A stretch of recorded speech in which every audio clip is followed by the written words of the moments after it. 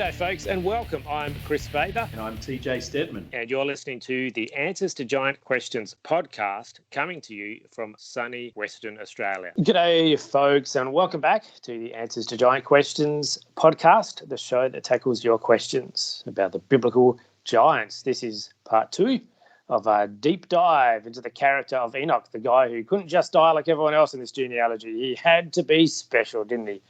So what was so special about Enoch? Well, as we said last week, Kris, Enoch was known for this very close relationship to God. And we should be thinking about that in terms of loyalty and obedience and also repentance. But the thing that makes the story of Enoch so remarkable is the fact that we're not told about the end of his life. Here's the end of Enoch's story in the NIV. Genesis 5 verse 23, altogether Enoch lived a total of 365 years. Enoch walked faithfully with God, then he was no more, because God took him away. And I like the NIV here because of the inclusion of the idea of faithfulness, which is an interpretation of that idiomatic language that we talked about last time on the podcast. And I think it's a pretty good one. And so back at the beginning of the season, we talked about different ways that people have tried to interpret Genesis 5 and the way different people have wrestled with the long ages of the patriarchs. And you might recall that I pretty much rubbished the idea of interpreting the chapter as some kind of system of astronomical observations. And I bring that up because you only have to mention Enoch's 365 years and everybody suddenly becomes an expert on the movement of the earth around the sun, like that's got anything to do with biblical theology. And I mentioned the fact that nobody in the ancient world was even using a solar calendar at the time Genesis 5 or its source material was written, like we do today. So that couldn't possibly be the point being made by the author of the text. That should be even more apparent when you realise that there actually is a calendar described in the book of 1st Enoch, and it has only 364 days, not 365. Admittedly, it is a solar calendar, but then we're a long way away from the origins of Genesis 5 at this point in history. We actually do have internal evidence from the primeval history that a 360-day calendar was in use at the time of writing. Interesting. So is there anything special about the number 365 in Genesis, though? As I mentioned last week, the first number associated with Enoch is his age at the birth of Methuselah. And we talked about the significance of the components of that number. And after we'd considered the 5 and 60 years and 100 years presented there, we were then left with the 200 years that followed according to the Septuagint translation. And we noted the correlation between the appearance of the number 200 in this text and in other texts associated with Enoch in the Second Temple period. We're going to talk a bit more about that soon, but the critical point here is that the number 365 is just the product of those significant numbers. It's simply a mathematical outcome without any necessary requirement for theological significance of its own. Unlike the scribes who gave us the final version of the Samaritan Pentateuch, other Bible translators made sure that their numbers added up.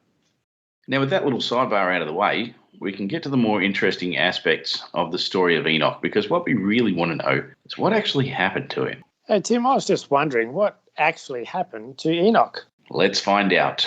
The text tells us that Enoch was not. What does that actually mean? Some versions will say that he was not found, and that's probably a good way to put it because, like I said about the NIV, including the idea of faithfulness earlier, sometimes we need a little help to unpack the phrasing. You might have noticed as we've been going through the various numbers featured in the genealogy that the number 0 does not occur. And that's because they don't use the number 0. That's not a thing. They don't have 0. It's kind of funny because when I say they don't have 0, I'm actually talking the way that an ancient Hebrew person would have spoken about anything that they don't have. That's confusing. I'm very confused right now. Okay, so the thing about 0 is that it's not a thing. And we talked about the concept of nothingness back in our very earliest episodes of this podcast.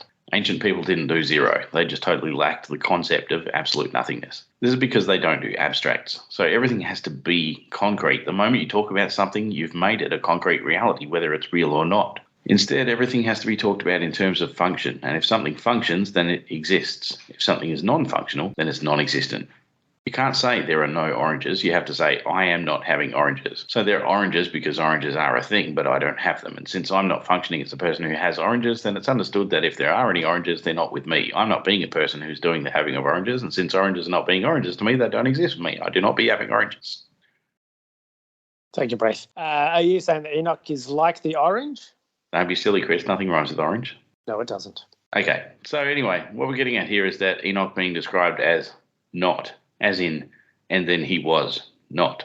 Basically means that his existence hasn't been negated, but his function in terms of the world of mortal men has ceased. In other words, he's gone. So where did he go? The Hebrew lacha means to take, specifically to take to yourself.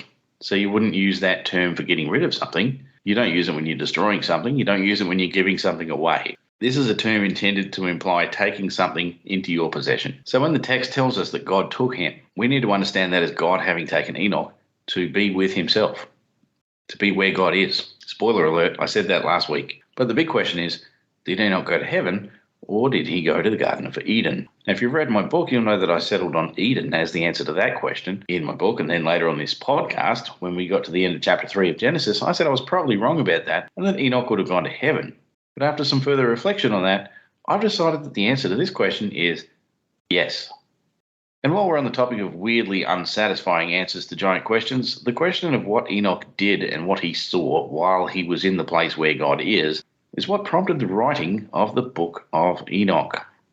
So let's talk about that. The Book of Enoch, that was known to the authors of the New Testament, is known today as First Enoch because after the biblical period there were other books written. But we'll talk about those another time. First Enoch isn't actually a single book, but a compilation of 5 separate works. Each of them is attributed to the biblical character of Enoch, who we've been reading about in Genesis 5, but we can be about 99% sure that the biblical Enoch from Genesis 5 didn't actually write any of this stuff. And I say 99% because we don't know if anything had been written back then and preserved until that time and then lost, and that's highly unlikely to be the case. Again, that's something that we're going to talk about in more detail later. First Enoch is called a pseudepigraphical book, and that's just a big word that means that the author claims to be Enoch, but he wasn't really Enoch. But isn't that lying? Like, I can't just write something and say that the Prime Minister wrote it. Why doesn't the author use his real name? Why doesn't he just say, this is a story about Enoch? This is one of those things where it's helpful to know a bit about ancient culture. It turns out that writing things under an assumed name was actually a widespread practice back in the day. And the intent was not to be misleading. Actually, people just accepted these things without question and didn't necessarily have any expectation that the named person actually was the author, because this was a known practice. Basically, what's happening here is there's a guy who has a message that he considers to be really important, and he wants to get it out there and get it circulating around lots of people, and he wants it to be taken seriously. So the practice in those times was to use the name or the character of a really important person to add some weight or gravitas to the message. And we've already touched on some of the reasons why Enoch was considered to be such a great character in biblical history, because of the special relationship he had with God. So he makes a pretty good candidate for a vessel to communicate some really important messages to the people of God. So the idea is that by crafting a story or a collection of stories around this character, you can then talk about things that he saw and experienced which provide important teachings for the target audience. And to find out what those messages are, we're going to need to break down the book of First Enoch into its individual components, and we'll discuss each one just briefly. Okay, that sounds like it's going to be pretty interesting as always. So what's the first part of the book? The first 36 chapters of the book of First Enoch are referred to as the Book of the Watchers. This is the most well-known part of First Enoch and has a story about the events of Genesis 6, which is considerably expanded and developed beyond the text of Genesis. The Book of the Watchers is an apocalyptic narrative. I'll read you just the introduction. I've got Shod's translation here, and it says this. The words of the blessing of Enoch, wherewith he blessed the chosen and just, who will exist on the day of tribulation when all the wicked and impious shall be removed. And then answered and spoke Enoch, a just man, whose eyes were opened by God, so that he saw a holy vision in the heavens, which the angels showed to me. And from them I heard everything. And I knew what I saw, but not for this generation, but for the far-off generations which are to come. Concerning the chosen, I spoke and conversed concerning them with the Holy and Great One, who will come from his abode, the God of the world. And from there he will step onto Mount Sinai, and appear with his hosts, and appear in the strength of his power from heaven. And all will fear, and the watchers will tremble, and great fear and terror will seize them to the ends of the earth. And the exalted mountains will be shaken, and the high hills will be lowered, and will melt like wax before the flame. And the earth will be submerged, and everything that is on the earth will be destroyed. And there will be a judgment upon everything and upon all the just. But to the just he will give peace, and will protect the chosen, and mercy will abide over them, and they will all be God's. I should say that means they will all belong to God, and will be prosperous and blessed, and the light of God will shine for them. And behold, he comes with myriads of the holy to pass judgment upon them.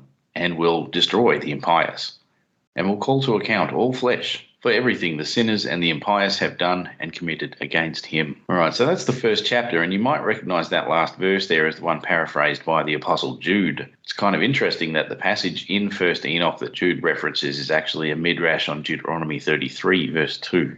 The introduction goes on for the next few chapters. Enoch goes on to describe the regularity of the movement of celestial bodies and days and times and seasons. And the idea there is to contrast this against the Watchers, which is the name applied to the rebellious sons of God as seen in Genesis 6. From chapter 6 onwards, the descent of the rebellious sons of God is described, and there's specific mention made of 200 of these divine beings. 20 of them are specifically named as chiefs of tens, and 2 of these are spoken of as being chiefly responsible for what happened. Those are Semyaza and Azazel. There's considerable debate over whether these 2 should actually be identified as one and the same, and still further debate over whether that one ought to be understood as the entity we commonly refer to as Satan. Those are difficult questions to answer. All right, so what happens in the story? So the angels leave their first estate and they take human wives, which results in the birth of the Nephilim. The fallen sons of God and the giants wreak havoc upon the earth because the sons of God teach forbidden knowledge which corrupts humanity inwardly, while the giants destroy and devour everything, which results in the destruction of the natural world, and that eventually turns into cannibalism. When God hears about what's going on in the earth, he sends his loyal archangels to sort things out with instructions to bind and imprison the fallen angels and incite the giants to war in order to destroy them. They also tell Noah to hide himself before the coming of a great flood that will destroy the world and all its inhabitants. It's kind of interesting that you don't get much of a description of the event of the flood itself or of the ark that Noah built. The fallen angels approach Enoch and ask him to intercede on their behalf before God to grant them mercy. Enoch does this by means of a dream vision, but the response of God is that they will not receive mercy and they shall not have peace. So Enoch comes back and basically says, yeah, okay, so I asked God, he says no. While Enoch is up in heaven, he sees all sorts of cool stuff, he gets a tour of heaven, so he describes in very concrete terms all these abstract things that he observed, like time and space and weather and all sorts of interesting stuff. He also gets to see the trees that are described in the Garden of Eden, and this basically leads into a description of restored cosmic order. So the overall message of the Book of the Watchers is not focused on the things that most modern readers are interested in. It does provide something of an explanation for the problem of supernatural evil and the extent of depravity in the world, and stuff like the origin of demons and that kind of thing. But the main thrust of the book is actually the sovereignty of God and the encouraging message that the good order that God intended for the world will be restored at the consummation of all things after the judgment of the wicked and the reward of the righteous. So this is meant to be an encouraging book that says that God is in charge and he's going to fix everything in the end.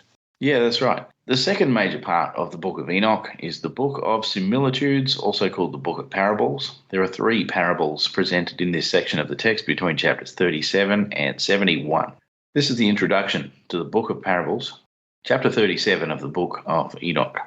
The second vision of wisdom, which Enoch the son of Jared, the son of Mahalaleel, the son of Canaan, the son of Enos, the son of Seth, the son of Adam saw. And this is the beginning of the words of wisdom which I commenced to speak and to relate to those who dwell on the earth. Hear, ancestors, and see, descendants, the holy words which I will speak before the Lord of the spirits.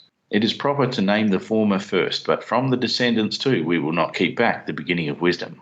And up to the present time there was not given from before the Lord of the spirits the wisdom which I have received according to my knowledge, according to the pleasure of the Lord of the spirits, by whom the portion of life everlasting was given to me. 3 parables were given to me, and I commenced to relate them to those who dwell on the earth. Okay, so that was the introduction to the Book of Similitudes, and you will have noticed some of the features of this text, such as the brief little genealogy provided to trace from Enoch back to Adam, and also the mention of everlasting life given to Enoch. Yeah, that's an interesting little bit there. The first parable basically retells the story of the Watchers in a shortened form. I might just add that where it mentions the descent of the Watchers to mingle with the seed of men, there's a notation in the translation by R.H. Charles indicating a possible corruption in the text, which makes sense because it seems odd that the future tense is used in this passage, which makes it sound like there's going to be a future second incursion of the sons of God to create Nephilim on the earth once more. So it's quite helpful to see that Charles has noted the problem there in the extant manuscripts. So this is the first 3 verses of chapter 39 in the Charles translation.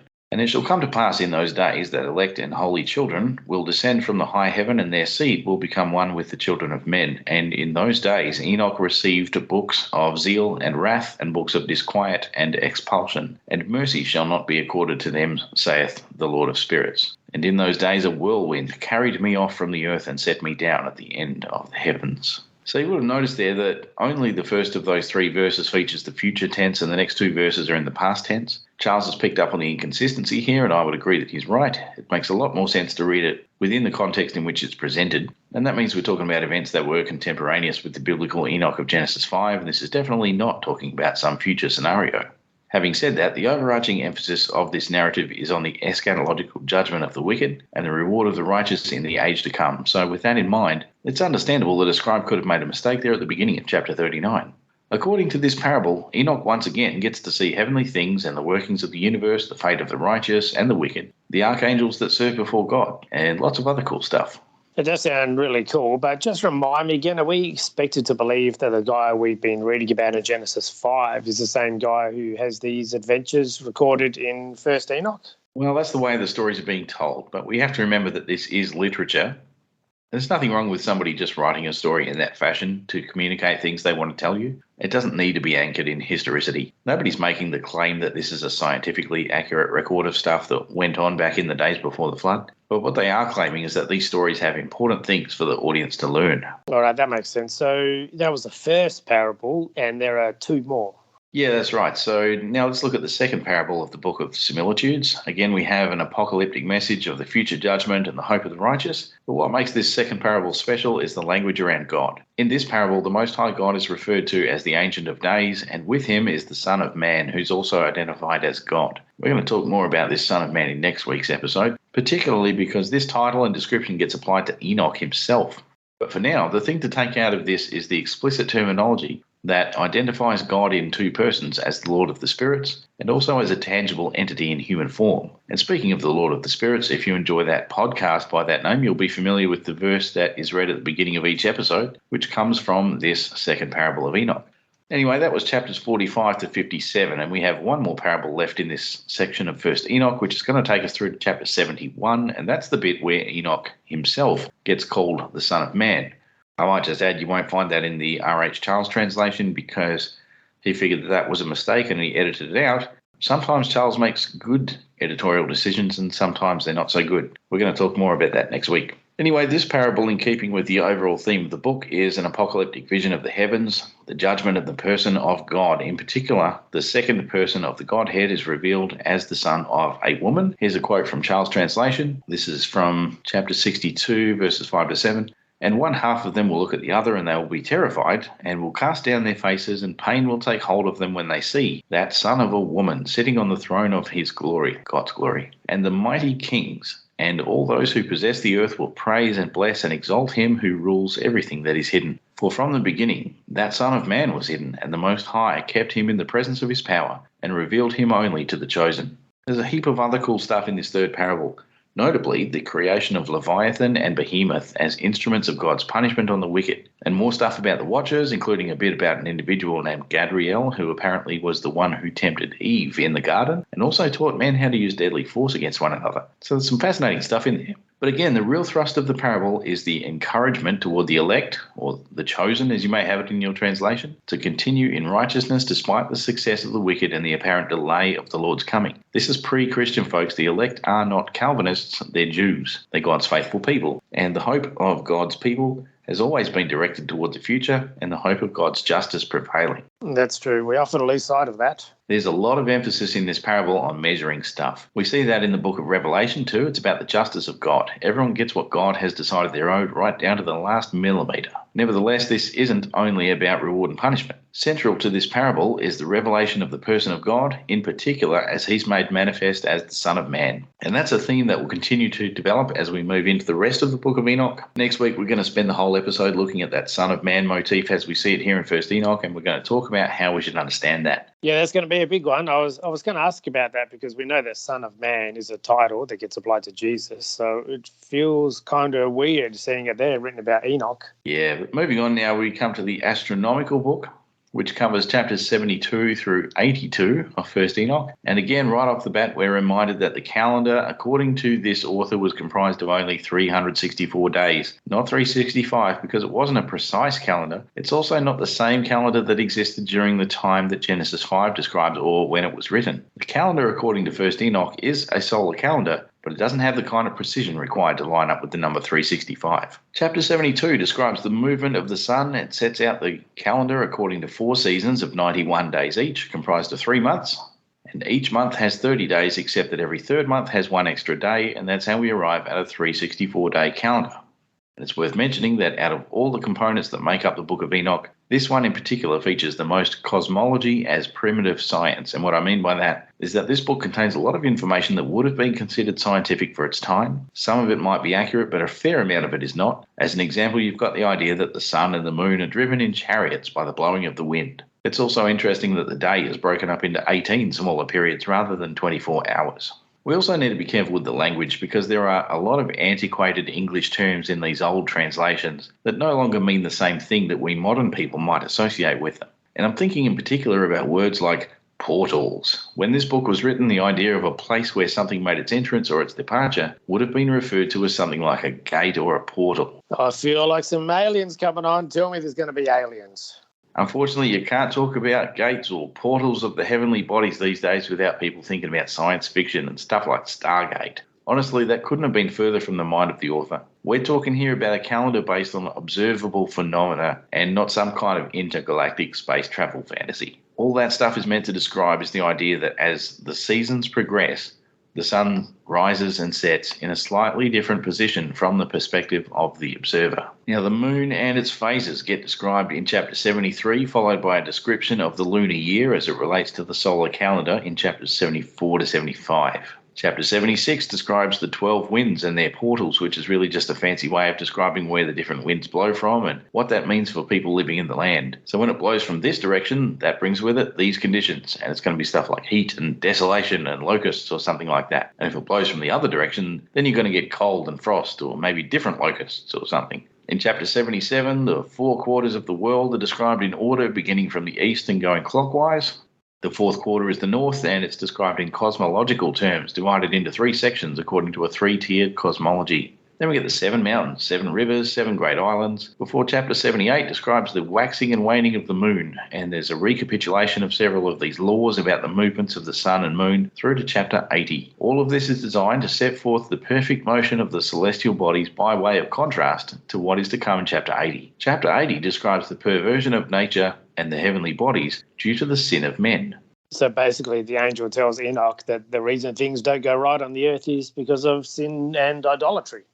Yeah, pretty much. In chapter 81, Enoch sees the heavenly tablets and gets instructed to tell others what he saw. They give him a limited time to share with his son Methuselah everything he's learned before they take him back. The heavenly tablets are basically God's books that have everything that everybody's done and that kind of thing, like what you see when you read Revelation. And that's a pretty old idea because even Moses talked about being blotted out of God's book in the story of the 10 Commandments.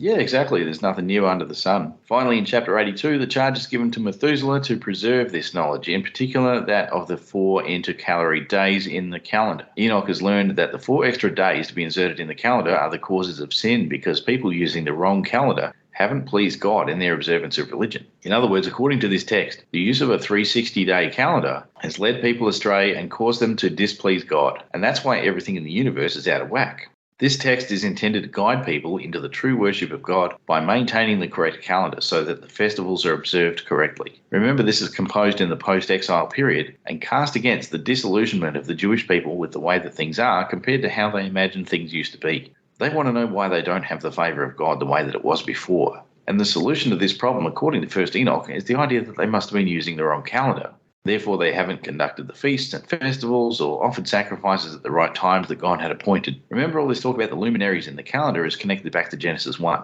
and the idea that the heavenly bodies determined the appointed times. So were there people using this calendar as it gets presented here in the Book of Enoch? Yeah, this calendar forms the basis for the chronology presented in the Book of Jubilees, and we talked about that earlier in the season because it's the calendar used by the Samaritans and was also the calendar used by the sect at Qumran. So anyway, this whole idea of the wrong calendar being the reason why things are all messed up is why the Book of the Luminaries concludes with a record of the names of the angels in charge of the seasons and the weather and all that kind of stuff. This is Enoch basically saying, look, according to Genesis 1, it's these heavenly bodies that decide when stuff happens on the earth. And I've seen these guys and I know their names and everything. So make sure you keep the calendar because I saw the heavenly tablets and it don't look good for some of y'all. So that's the end of the third section of First Enoch, which means we've got 2 more to go. Yeah, so now we're moving to the fourth section of the book of First Enoch, and this one's known as the Dream Visions. I'm going to read you the first 2 chapters to give you a bit of a flavour of this, and we're going to find out what the author of First Enoch thinks was the catalyst for Enoch's change of heart and repentance at the age of 165 when he had his son Methuselah. This is chapters 83 to 84 of First Enoch. And now, my son Methuselah, I will show thee all my visions which I have seen, recounting them before thee. 2 visions I saw before I took a wife, and the one was quite unlike the other. The first when I was learning to write, the second before I took thy mother, when I saw a terrible vision. And regarding them I prayed to the Lord. I had laid me down in the house of my grandfather Mahalalel, when I saw in a vision how the heaven collapsed and was borne off and fell to the earth. And when it fell to the earth, I saw how the earth was swallowed up in a great abyss. And mountains were suspended on mountains, and hills sank down on hills, and high trees were rent from their stems, and hurled down and sunk in the abyss. And thereupon a word fell into my mouth, and I lifted up my voice to cry aloud, and said, The earth is destroyed. And my grandfather Mahalalel waked me as I lay near him, and said unto me, Why dost thou cry so, my son, and why dost thou make such lamentation? And I recounted to him the whole vision which I had seen. And he said unto me, A terrible thing hast thou seen, my son, and of grave moment is thy dream vision. As to the secrets of all the sin of the earth, it must sink into the abyss and be destroyed with a great destruction. And now, my son, arise and make petition to the Lord of glory, since thou art a believer, that a remnant may remain on the earth, and that he may not destroy the whole earth. My son, from heaven all this will come upon the earth, and upon the earth there will be great destruction. After that I arose and prayed and implored and besought and wrote down my prayer for the generations of the world, and I will show everything to thee, my son Methuselah. And when I had gone forth below and seen the heaven, and the sun rising in the east, and the moon setting in the west, and a few stars, and the whole earth, and everything as he had known it in the beginning, then I blessed the Lord of judgment, and extolled him, because he had made the sun to go forth from the windows of the east, and he ascended and rose on the face of the heaven, and set out and kept traversing the path shown unto him.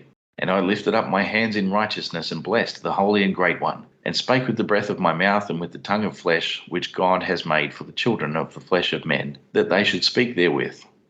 And he gave them breath and a tongue and a mouth, that they should speak therewith. Blessed be thou, O Lord, King, great and mighty in thy greatness, Lord of the whole creation of the heaven, King of kings and God of the whole world. And thy power and kingship and greatness abide for ever and ever, and throughout all generations thy dominion. And all the heavens are thy throne for ever, and the whole earth thy footstool for ever and ever. For thou hast made, and thou rulest all things, and nothing is too hard for thee. Wisdom departs not from the place of thy throne, nor turns away from thy presence. And thou knowest and seest and hearest everything, and there is nothing hidden from thee. And now the angels of thy heavens are guilty of trespass, and upon the flesh of men abideth thy wrath until the great day of judgment. And now, O God and Lord and great King, I implore and beseech thee to fulfill my prayer, to leave me a posterity on earth, and not destroy all the flesh of man, and make the earth without inhabitant, so that there should be an eternal destruction. And now, my Lord, destroy from the earth the flesh which has aroused thy wrath, but the flesh of righteousness and uprightness establish as a plant of the eternal seed, and hide not thy face from the prayer of thy servant, O Lord. Okay, so that's the first dream vision, which basically describes the coming flood from the perspective of the antediluvian world. The next one gets pretty trippy. This one's called the animal apocalypse. Basically, the idea of this one is the retelling of biblical history from Adam and Eve all the way up to the time of the Maccabean revolt, which would have been roughly contemporaneous with the writing of First Enoch, and the story is retold using animals. The good guys are white animals, and the bad guys are black animals, and the people who are peripheral to the story are red animals. Now, before we start thinking in terms of racism here and, it's not good that the bad guys are always black and all that kind of thing, let's just get some perspective here. This is an ancient story about a dream, and the dream has nothing to do with racism or national identity or any of that kind of nonsense. It's actually just a way of talking about whether someone is righteous or unrighteous based on the metaphor of light and darkness. It's not about skin color. I should probably mention that the people who wrote this were probably black. Anyway, I'm going to give you a quote from the first part of the animal apocalypse just so that you can see how this works. And you should be thinking here about characters that we know, because we've been studying them here on the podcast from Genesis 3 through into Genesis 5. So this is 1 Enoch chapter 85. And after this I saw another dream, and I will show the whole dream to thee, my son. And Enoch lifted up his voice and spake to his son Methuselah. To thee, my son, will I speak. hear my words, incline thine ear to the dream vision of thy father. Before I took thy mother Edna, I saw in a vision on my bed, and behold, a bull came forth from the earth, and that bull was white, and after it came forth a heifer, and along with this latter came forth 2 bulls, one of them black and the other red. And that black bull gored the red one, and pursued him over the earth. And thereupon I could no longer see that red bull. But that black bull grew, and that heifer went with him. And I saw that many oxen proceeded from him which resembled and followed him. And that cow, that first one, went from the presence of that first bull in order to seek that red one, but found him not, and lamented with a great lamentation over him, and sought him. And I looked till that first bull came to her and quieted her, and from that time onwards she cried no more. And after that she bore another white bull. And after him she bore many bulls and black cows. And I saw in my sleep that white bull likewise grow and become a great white bull. And from him proceeded many white bulls, and they resembled him. And they began to beget many white bulls, which resembled them, one following the other, even many. All right, so what we just read is the story of Adam and Eve, and the way that they had 2 sons, and one killed the other, and then later they had a 3rd son who became the father of many descendants who resembled him. And you might recognize that kind of language from early in Genesis 5, where we read that Seth had a son in his own likeness. So that's kind of how this whole story plays out, and it lays out all of biblical history right through until the present day from the viewpoint of the author of this book. And then it looks toward the imminent end of the world, the judgment, the resurrection and reward of the righteous, which is, of course, the entire thrust of the book of 1 Enoch, and the perspective of the entire Jewish world, which is completely focused on this eschatological, apocalyptic hope. I might just say as well that the book of 1 Enoch is considered to be canon in only a couple of communities, one of which is Jewish and the other Christian, and both of them are in the Ethiopian traditions. They actually believe that these dream visions really were given to the man Enoch, the guy from Genesis 5, and that he predicted the future from that point. Nobody outside of those communities actually takes that claim seriously, though. That's interesting. But what about the book of Jude? Doesn't he claim that Enoch, the 7th from Adam, made that prophecy that we read earlier in the 1st chapter of the book of Enoch? Yeah, that's right, Chris. That's the way it's written in the book of Jude. I won't go into it now because we're going to look at that in a subsequent episode soon. But yeah, we're going to talk about how to understand Jude in light of what we know about the history of this text. Anyway, moving along, that brings us to the final section of the book of Enoch, which is called the Epistle of Enoch. We're up to the last little bit now, which is basically just continued exhortation to righteousness and woe to the wicked and all that kind of thing. Interspersed in odd places throughout the entire book of 1 Enoch, you find these little fragments of what has come to be known as the book of Noah. The last few chapters are one of those fragments, and it tells the story of the birth of Noah. And he's described as being quite remarkable because he was radiant at his birth like an angel or something. Anyway, that was a summary of the entire book of 1 Enoch, all 108 chapters of it, and I would encourage people to read it for the sake of getting some context in terms of worldview and that kind of thing. Just don't read it like an ignorant person who thinks it's a science textbook or something like that. The whole reason that we've bothered to go through this today is because this book was instrumental in shaping the worldview of New Testament writers who were immersed in the culture that developed as a result of this very important text. So New Testament authors take for granted that their immediate audience was familiar with this text and the worldview that it presents. Yeah, and that's a worldview steeped in Torah and intimately familiar with the prophets. That worldview is informed by a tradition of wisdom literature, a history, and an apocalypticism that is born out from the text of the Old Testament. All right, we better leave it there for today. And when we come back next week, we're going to have a look at that Son of Man idea and get into that, which is awesome, because I really think we need to talk about the way that Enoch gets described in that book as the Son of Man. Yeah, that's going to be a really important thing for us to cover. We're going to do that next week, and then after that we'll have a look at the influence that the Enochic tradition had on the New Testament. All right, and that means right now it's time for Q&A. All right, let's do it. I want to hear your giant questions. If you have a question about stuff you've heard on the show or somewhere else, something you found in your Bible, or just some general feedback you'd like to tell us and the world at large, here's how you do it. Head to the website, giantanswers.com. Send me an email at giantanswers@outlook.com. I personally receive all your mail, and I will try to get to all of it. I love hearing from you, especially if I can help you get answers to your giant questions. Okay, so we have a question from Tom, which he sent in through our website, giantanswers.com. Thanks for reaching out, Tom. I'm not sure, but it looks like English might not be Tom's first language, so I'm going to try and interpret the question, and hopefully this is what you're getting at, Tom. Tom says, I think there were those big, giant fallen angels locked somewhere under the earth. These fallen angels would be used in the last days to attack and cause destruction to the human race. Is it true? Did you find out any names from which regime after God won the battle and cast these angels into the abyss? I'm not sure, but I think Tom might be asking about the names of some of the fallen angels or something like that. All right. Well, thanks, Tom, for getting in touch. Incidentally, this is all stuff that I cover in my book, and I have mentioned some of these things on the podcast already, which you can actually look up using the search function on the website. But since we're all about 1 Enoch today, why don't we have a look at what that book has to say about these fallen angels being chained up? Because this is where Peter and also Jude are going to get that information from.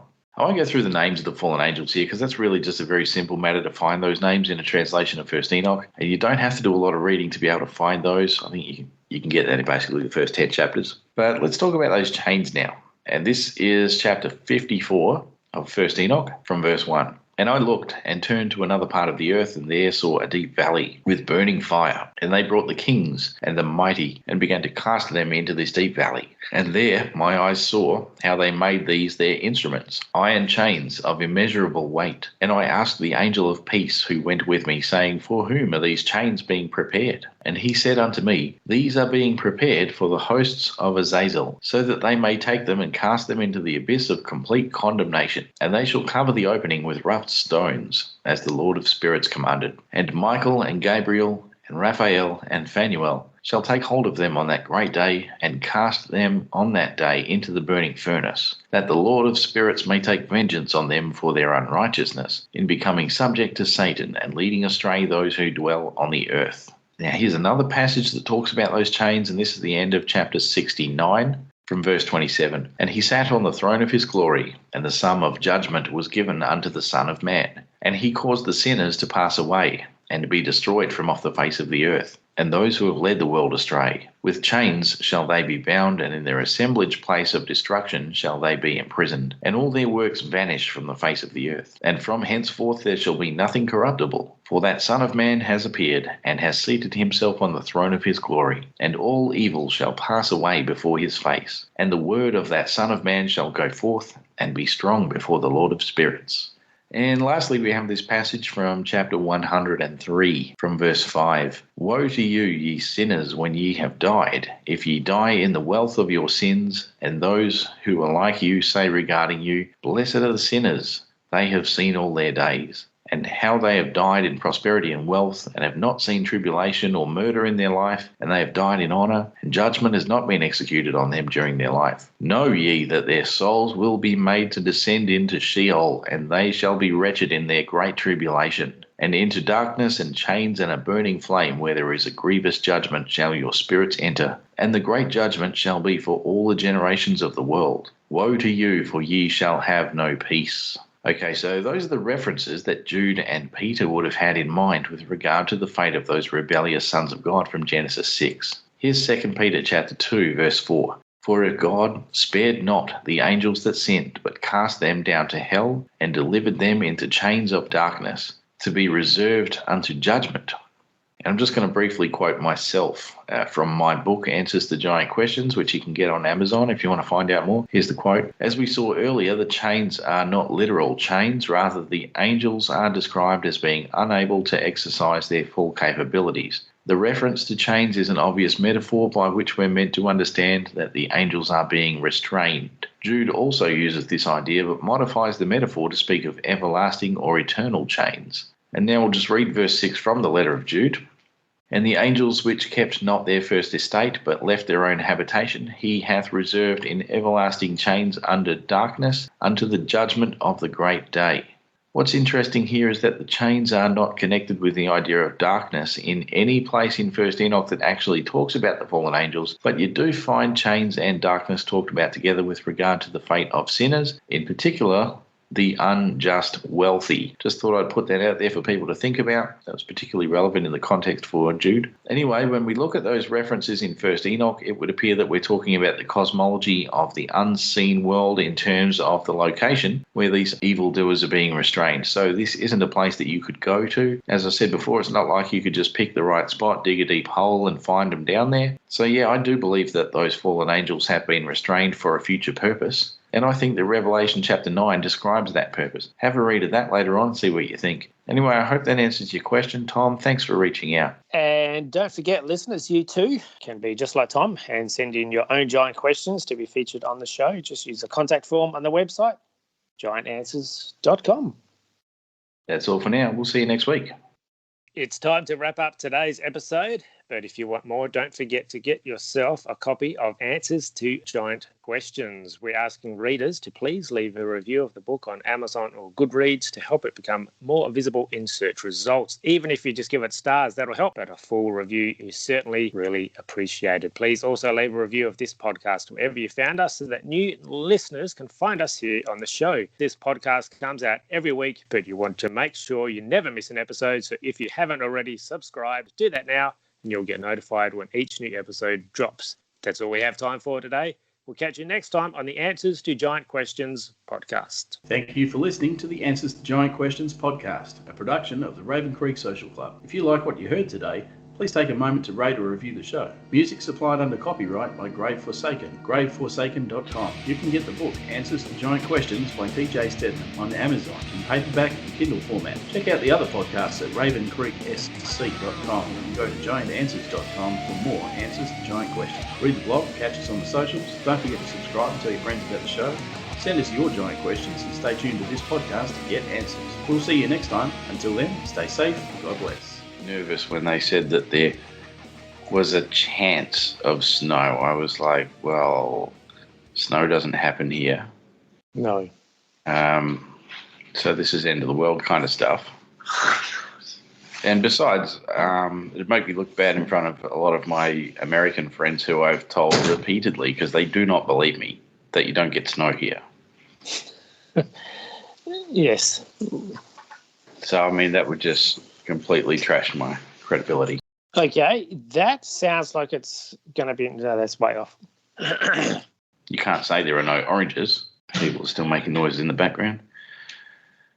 I really should do this in the middle of the night. Right, let's try again. That's interesting. So, that didn't sound... Okay. Oh. You're going to watch the new Spider-Man? I don't know. I might wait until people more knowledgeable about things watch it and tell me if it's worth it. That's kind of the way I'm watching all the Marvel stuff lately. I haven't seen anything advertised that's made me go, oh, well, I'm definitely going to go and watch that. I'm like, Indiana Jones? Also... It's had mixed reviews, which is very disappointing. The Flash, Michael Keaton back as Batman. You know what? That is probably the thing I'm most interested in watching. That's had great reviews, surprisingly. I wouldn't mind going to see that. And yes, I will admit that it's mainly because you get so many cool superheroes in the same movie. Yeah. And Michael Keaton, you know, I'm showing my age, but we grew up with that, didn't we? Yeah. And we're both much more handsome. That's right. I think, like a fine wine, we've just become a lot harder to appreciate. I'll tell you why I went up north of the river to the other side where the people dwell.